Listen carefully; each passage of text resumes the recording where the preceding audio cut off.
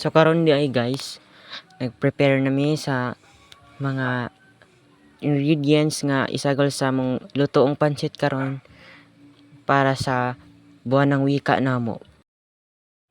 Finally naabot na gyud ang kawa nga lutoan sa pancit.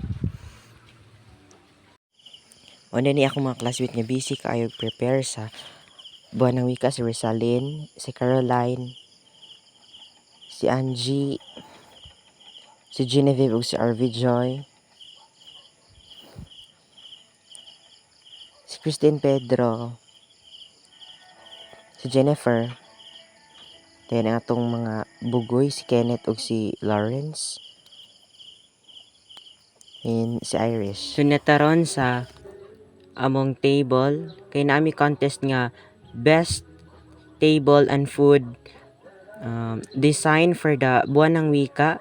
So man among mga putahe, then of course akong mga classmate na excited na kayo may makabalo if kinsay mapili.